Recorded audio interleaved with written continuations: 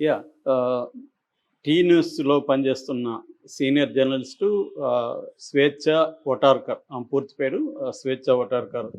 నిన్న 8 గంటల 30 నిమిషాల ప్రాంతంలో రాత్రి ఆత్మహత్య చేసుకుందని చెప్తున్నారు. పోలీసులకి 9 గంటల 20 నిమిషాలకి న్యూస్ అందింది. దాంతో చిక్కడపల్లి సీఐ రాజు నాయక్ ఆధ్వర్యంలో పోలీసులు వెళ్లారు. ఇదొచ్చి ఆర్టీసీ క్రాస్ రోడ్స్ దగ్గర జవహర్ నగర్‌లో ఉండే షాలం లతా నిలయంలో పెంట్ హౌస్‌లో ఈ అమ్మాయి ఉంటుంది. సో, తను బెడ్ మీద నిలబడి ఫ్యాన్‌కి ఊరేసుకొని చనిపోయినట్టుగా ఉంది. సో, ఆ పిక్చర్ కూడా వైరల్ అవుతుంది సోషల్ మీడియాలో. సో, ఇందులో ఇప్పుడేందంటే తను గత 18 ఏళ్లుగా జర్నలిజంలోనే ఉంటుంది. ఆహ్, తను బీఏ అయిన తర్వాత ఉస్మానియా యూనివర్సిటీలో జర్నలిజం చేసిందని చెప్తున్నారు. దాని తర్వాత మహా టీవీ నుంచి స్టార్ట్ అయ్యి హెచ్ఎం టీవీ, టీవీ9, వి6 ప్రజెంటు టీ న్యూస్‌లో యాంకర్‌గాను పనిచేస్తుంది. దాంతోపాటు నమస్తే తెలంగాణలో ఎడిట్ పేజీలో ఆర్టికల్స్ రాస్తుంది. తర్వాత తను ఇటు జర్నలిస్ట్ అసోసియేషన్‌లో కూడా చాలా స్ట్రాంగ్‌గా ఉందని చెప్తున్నారు.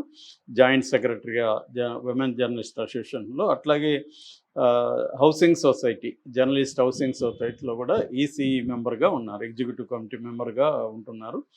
అట్లాగే తెలంగాణ ఉద్యమంలో కూడా ఆమె యాక్టివ్‌గా పాల్గొన్నారు. సో, ఇంకొకటేందంటే అన్నిటికంటే ఇంపార్టెంటు వాళ్ళ అమ్మ, నాన్న ఇద్దరు కూడా ఉద్యమకారులు. తెలంగాణ ఉద్యమంలో కావచ్చు, లెఫ్ట్ కార్మిక ఉద్యమాల్లో కావచ్చు వాళ్ళు చురుగ్గా పనిచేశారు. వీళ్ళ నాన్న శంకర్, ఆయన తెలంగాణ శంకర్ అని పిలుస్తారు. ఆయన ఇంతకుముందు ఉమ్మడి ఆంధ్రప్రదేశ్‌లో PDSU, progressive democratic student union, పీడీఎస్యుకి స్టేట్ ప్రెసిడెంట్‌గా పనిచేశాడు. తర్వాత వాళ్ళ అమ్మ చైతన్య మహిళా సమైక్య, శ్రీదేవి ఆమె పేరు. ఆమె చైతన్య మహిళా సమైక్యలో చాలా యాక్టివ్‌గా పనిచేశారని చెప్తున్నారు.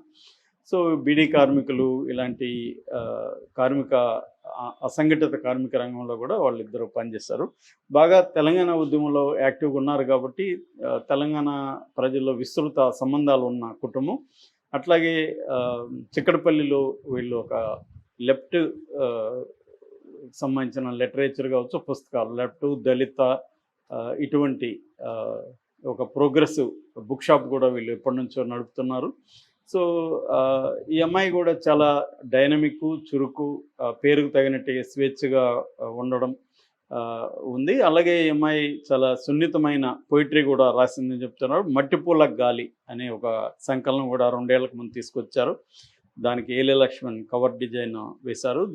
దాని ముందు మాట ప్రముఖ కవి సీతారాం రాశారు. దాంట్లో ఆ కవిత్వం మనం చూస్తే, నేను కూడా చూశాను కొన్ని కవితలు. ఆ కవిత్వంలోనే ఈమె కొంత దుఃఖం కనిపిస్తుంది. ఆయన కూడా బ్లర్బులో కూడా రాశాడు. దుఃఖపు దుప్పటి, రక్తపు ముసురు, కన్నీటి పూలు.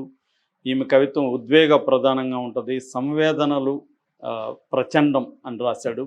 అట్లాగే గాయపు రంగులు, ఉద్వేగపడుతున్న కంటి అల, ఇలాంటి కాన్సెప్ట్లు ఆ అమ్మాయి కవిత్వంలో ఉందని సీతారాం కూడా రాశారు. అలాగే ఒక ఫ్రెండ్ కూడా ఫేస్బుక్‌లో పోస్ట్ పెడుతూ చాలా దుఃఖపు కవిత్వం ఎక్కువ ఈమె రాసింది, అంటే ఒక ఒంటరితనం ఈమె లోపల ఉంది అనేది చెప్పారు. అట్లాగే ఈమె కూడా చెప్పుకుంటూ సారంగలో చాలా సారంగ్ అనే వెబ్ మ్యాగజైన్ ఉంది. అప్సర్ నడుపుతారు ఆయన, అప్సర్ కల్పన రెంటాల. సో, దాంట్లో కూడా ఈమె చాలా కవితలు రాసింది. తన గురించి కూడా చెప్పుకునింది. తన 8వ క్లాస్‌లోనే పోయమ్స్ రాశానని చెప్పుకునింది.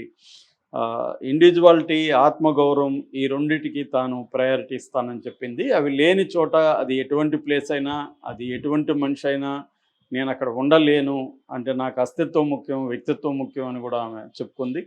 సో, అస్తిత్వం, వ్యక్తిత్వం లేని చోట నేను ఉండలేనని కూడా ఆమె డిక్లేర్ చేసుకుంది.